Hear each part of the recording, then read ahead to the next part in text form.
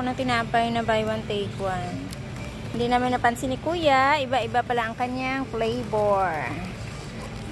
Yung walang ano, Kuya? Doon ganun din yan? Oo, ganun sila. Pares din? Oo.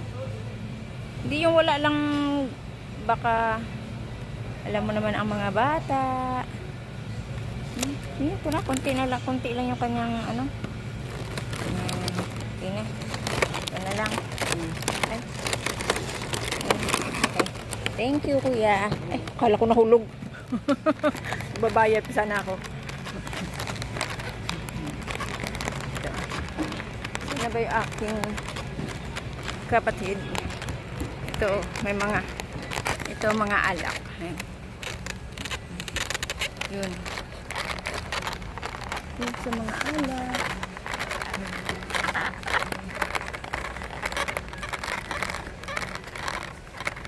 Sana ba aking kulit. Where is she na? Dito sa kabila.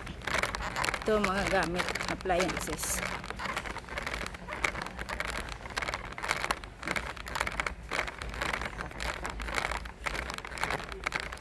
Ayun, may laki ng mga drawer.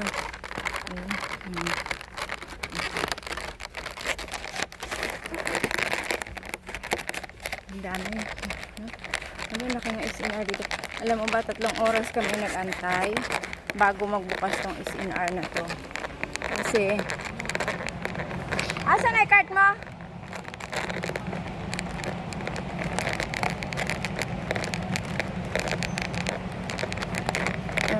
Maglalasing yata tong ate ko.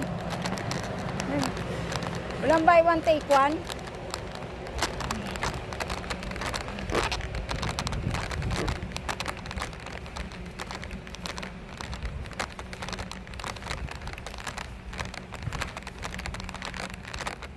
Tatlong oras kami, galing kami ng airport. Dumating kami ng airport ng Iloilo is alas 5. Kaya alas 6. Nandito na kami sa harap ng SNR, nag-aabang na magbubukas. Yan kasi. Puno na kasi yung card namin. Sana yun dun? Ay, hindi naman. Ayun, punong-puno. 4 na lechon manok. Ayan, puno. Sana maitulak ko pa kaya ito. Pakabigat. Saan naman kaya pumunta yun?